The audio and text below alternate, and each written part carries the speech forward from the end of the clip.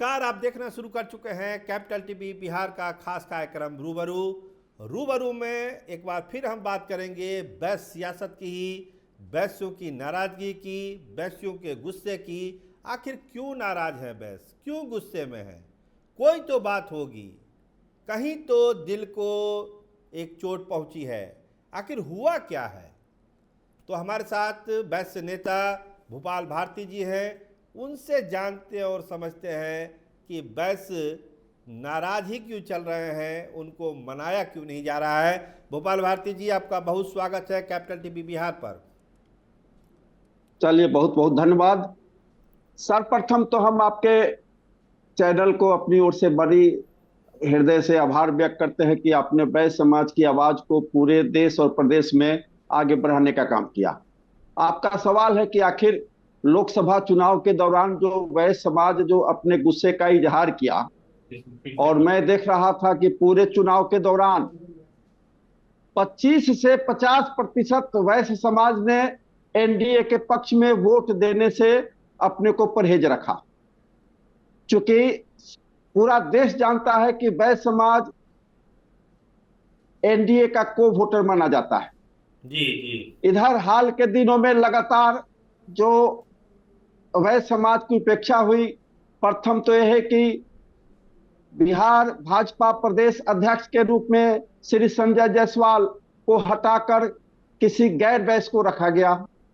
दूसरी बात कि पहले से जो केंद्र में जो दो दो बार सरकार बनी थी भारतीय जनता पार्टी के श्री नरेंद्र मोदी के नेतृत्व में, अति पिछड़ा और वैश्य समाज को उसमें प्रतिनिधित्व नहीं मिला। फिर बिहार के मंत्रिमंडल का जो हुआ, उप मुख्यमंत्री से लेकर सभी जगहों पर वैश्य समाज अति पिछड़े की उपेक्षा हुई। इस तरह से देखा जाए कि लगातार इस चुनाव में जो पहले से 3 से 4 वैश्य समाज को टिकट मिलता था, इस बार मात्र 1 टिकट भारतीय जनता पार्टी को दिया गया। इस पर पूरे बिहार में बवाल मचा।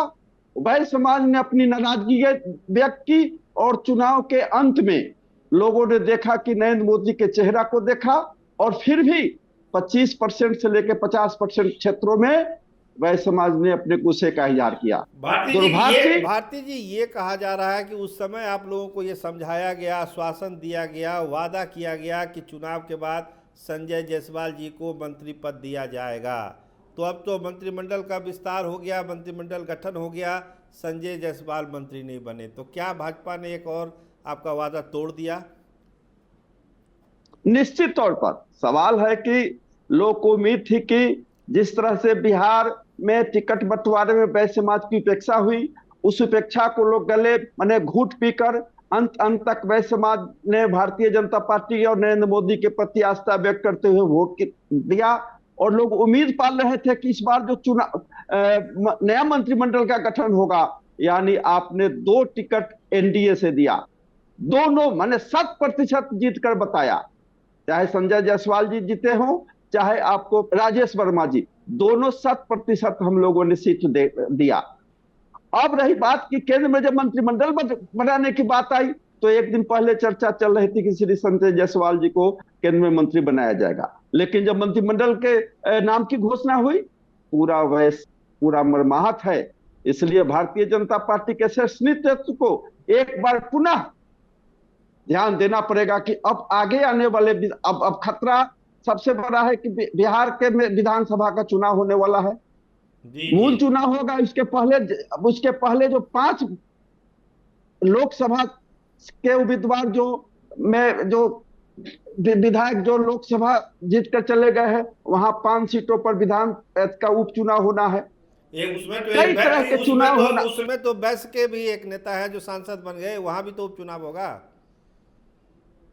जी, इस तरह के कई चुनाव होना है। लेकिन उस चुनाव में अगर आप, चूंकि केंद्र में जो अभी सरकार बननी थी, भारतीय जनता पार्टी के श्री नरेंद्र मोदी के चेहरे को देखा कि देश को नेतृत्व को एक जरूरत है, सफल नेतृत्व का, जिसमें नरेंद्र मोदी के नाम पर लोगों ने वोट कर दिया। जब बिहार में चुनाव होगा, क्या होगा? बिहार में चुनाव होगा तो वहां तो नरेंद्र मोदी का चेहरा नहीं होगा, भारतीय जनता पार्टी का चेहरा नहीं होगा, चेहरा यहाँ पर बिहार के नेताओं को। जनता पार्टी को इस बार बहुत महंगा साबित होगा। इसलिए अभी भी मौका है। एक तरह के लोग हैं जो भारतीय जनता पार्टी के गणेश परिक्रमा करके पार्टी में बने रहते हैं। दूसरी बात है कि वैश्य समाज के वैसे नेता लोग को भारतीय जनता पार्टी तवज्जो देती है जिनकी आबादी सर्वाधिक है, उसको तवज्जो नहीं देती है। और जैसे उदाहरण के तौर पर तेली समाज है, तो तेली समाज वैश्य समाज की सबसे जो उपजातियां हैं वो उसमें 3.25% से अधिक है, लेकिन आप 0.5% लोगों को ज्यादा प्राथमिकता देते हैं। तो वैश्य समाज की जो 22% आबादी वाले जो तेली, कानू, तुरहा या अन्य छोटी छोटी जातियां हैं जिनकी आबादी आपको 2%, 2.5% है, उनको जब तक प्रतिनिधित्व नहीं दीजिएगा तब तक वैश्य समाज, इस बार हमने देखा है लोकसभा के चुनाव में वैसे वैसे जो गणेश परिक्रमा करने वाले लोग घूमे हैं पूरे बिहार में कि नरेंद्र मोदी के नाम पर वोट दीजिए दीजिए, लेकिन उनकी कोई बात नहीं सुना है। लेकिन जैसे मान गए कि वैसे वैश्य समाज जिनकी आबादी सर्वाधिक है उनके नेताओं को बिहार में तवज्जो नहीं दिया जा रहा है। तो उनको जब तवज्जो नहीं दीजिएगा तो बिहार में विधानसभा का चुनाव होगा तो फिर उनका कौन चेहरा लेकर जाइएगा? वही घिसी पिटी चेहरा लेकर जाइएगा। तो इस बार आमने सामने की लड़ाई होगी और वैश्य समाज ईंट से ईंट बजाएगा और बिहार विधानसभा के चुनाव में अपने गुस्से का इजहार करेगा। तो बिहार में भारतीय जनता पार्टी और एनडीए गठबंधन को अपनी सरकार को बचाने के लिए जद्दोजहद करना पड़ेगा। इस बार वैश्य समाज उनको माफ नहीं करेगा। वैश्य समाज इस बार अपने हमें मांग करता हूं कि जब 22% आबादी वैश्य समाज को मुख्यमंत्री का चेहरा जब तक सामने नहीं लाइएगा तब तक आप दूसरे चेहरा को सामने लाकर आप चाहिएगा कि बिहार में वैश्य समाज का हमने वोट ले लिया, अब संभव नहीं है।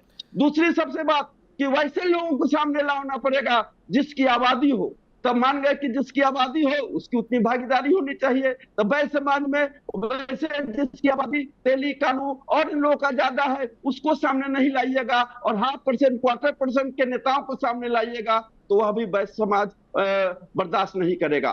तीसरी सबसे बड़ी समस्या ये पैदा होगी कि प्रदेश भारतीय जनता पार्टी में मैं देखता हूं कि वैसे लोग जो एकदम प्रदेश अध्यक्ष और नेतृत्व के इर्द गिर्द नाचते हैं, जो गणेश परिक्रमा करते हैं, वैसे लोगों को तवज्जो दीजिएगा और जो जनता से जुड़े हुए नेता है उनको आप दरकिनार कीजिएगा। तो आगे आने वाले विधानसभा चुनाव में यह समाज आपको बता देगा कि वैसे वैसे समाज से जुड़े वैश्य नेताओं की उपेक्षा करके आप बिहार में कोई सरकार नहीं बना सकते हैं और नहीं सरकार बनाएंगे तो फिर बिहार में जो आपका जो मनसा पाल पाप इस बार कहे थे कि 400 पार, तो 400 पार को लोगों ने ठेंगा दिखा दिया।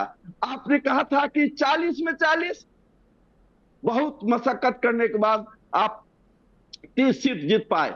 अब बिहार विधानसभा का चुनाव होगा तो उस चुनाव में आप चाहिएगा कि मोदी का चेहरा सामने लाकर, अब जिस तरह से आपने इस बार किसी तरह अपने सरकार बना लिया, अब बिहार विधानसभा के चुनाव में आपको अब दाल गलने वाला नहीं है। इसलिए इस बार सचेत हो जाइए और वैश्य समाज के लोगों को प्राथमिकता दीजिए, जो जनता से जुड़े नेताओं को प्राथमिकता दीजिए। जिस वैश्य समाज की जितनी अधिक आबादी है उन लोगों को सामने लाइएगा तो बिहार में आपका मान सम्मान बढ़ेगा, नहीं तो आप गर्त में चले जाइएगा।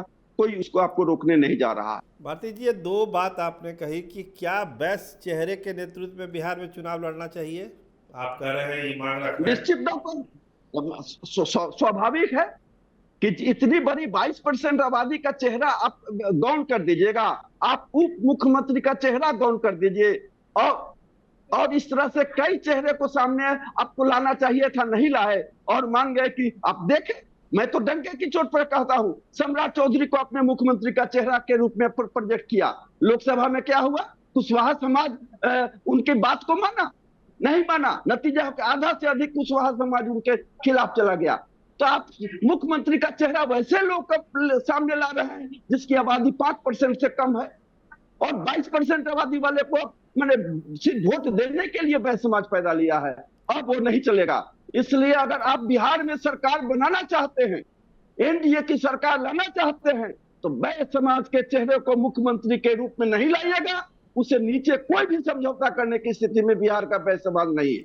भारती जी, एक चर्चा पटना में है कि वैश्यों के गुस्से को शांत करने के लिए रमा देवी को राज्यसभा से दिल्ली भेजा जा सकता है। आपको क्या लगता है कि भाजपा को ये काम करना चाहिए, रमा देवी को राज्यसभा में भेजना चाहिए, जो खाली सीटें हो रही है विवेक ठाकुर की? देखिए, निश्चित तौर पर डैमेज कंट्रोल लोकसभा का चुनाव का था। जी रमा देवी जी निश्चित तौर पर सम्मानित नेता रही हैं। स्वर्गीय बृज बिहारी प्रसाद बैस के जो आइकॉन माने जाते थे, उनकी धर्म पत्नी हैं। और मैं लेकिन अब सवाल है कि रमा देवी नहीं, और चेहरा क्यों नहीं? जिस समाज की, अब मान गए कि संजय जायसवाल जी उधर है, अच्छी बात है।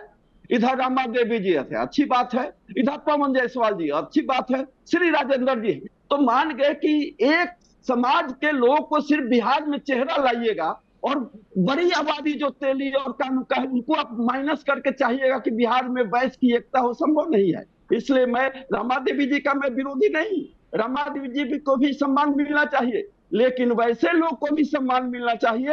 जैसे मैं इधर तो देखा हूं, मैं बिहार प्रदेश दलित साहू सभा का चुनाव लड़ता हूं, उपाध्यक्ष निर्वाचित हुआ हूं। 30,000 पूरे बिहार के वोटर है। मैं बिहार के विभिन्न कोने में गया हूं, और लोगों का गुस्सा है कि जिसकी आबादी वैश्य समाज में कम है, उनको पार्टी में ज्यादा तवज्जो दीजिएगा, और जिसकी सर्वाधिक आबादी है उसको दरकिनार कीजिएगा। यह भी भारतीय जनता पार्टी को इस पर विचार करने की जरूरत है, उनको सामने लाने की जरूरत है। ठीक है, रमा देवी जी अगर राज्यसभा में जाती है तो हम उनका स्वागत करते हैं, लेकिन रमा देवी जैसे नए और चेहरा जो वैश्य समाज में है, उन लोगों को भी सामने लाने से इसका ज्यादा फायदा हो सकता है। तो आपने साफ सुना, भोपाल भारती जी का कहना है कि 22% आबादी को आप दरकिनार करके, बगल में रख के, साइड में रख के बिहार विधानसभा का चुनाव नहीं जीत सकते हैं। ये बात भाजपा के आला कमान को, भाजपा के बड़े नेताओं को समझना होगा, और गणेश परिक्रमा करने वाले वैश्य नेताओं से बचना होगा। तभी आप बिहार में अगली सरकार बना सकते हैं, नहीं तो मान के चलिए कि ये बिहार में संभव नहीं है। भोपाल भारती जी, आप हमारे साथ जुड़े, आपका बहुत बहुत धन्यवाद। चलिए, बहुत बहुत धन्यवाद। वैश्य समाज की आवाज बनकर आपने लोकसभा से लेकर विधानसभा तक आगे कीजिएगा, इसके लिए बहुत ही दिल से आभार। जी बहुत धन्यवाद।